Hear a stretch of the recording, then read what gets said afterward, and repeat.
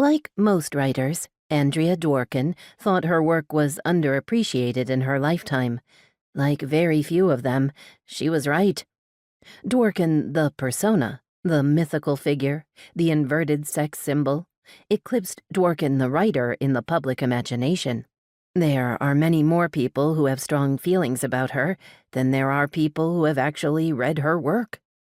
If this is the first book of hers you've encountered, brace yourself. She had a voice like no other.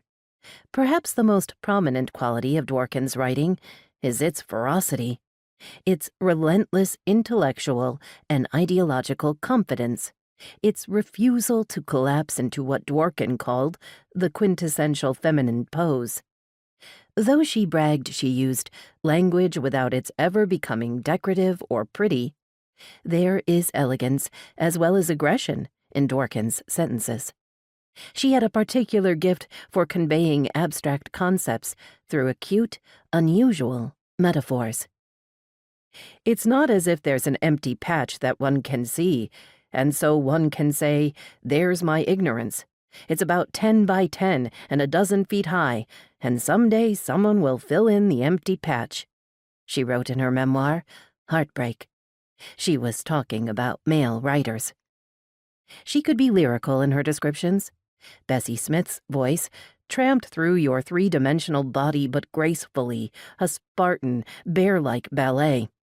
And she could be very funny. Of a grade school teacher who gave her trouble, Dworkin says, "I knew I'd get her someday, and this is it. Eat shit, bitch. No one said that sisterhood was easy." But when most people think of Andrea Dworkin, they think of two things: overalls, her uniform, and the idea that all sex is rape. That was the notorious interpretation of Intercourse by many when it first came out in 1987.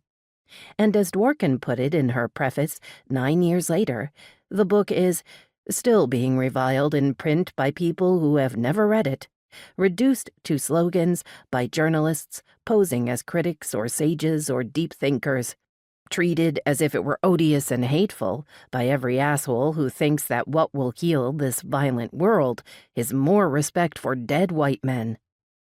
Intercourse is an inventive, combative, and wildly complicated piece of work, and to imagine that all there is between these covers is the assertion that all sex is rape is about as sophisticated as reducing Proust to a pile of Madeleine crumbs. But you don't have to be an asshole, or even a journalist, to take issue with some of what Dworkin said. Fury and drama characterize her rhetorical style, extremism her ideas, and Intercourse is perhaps her most radical work.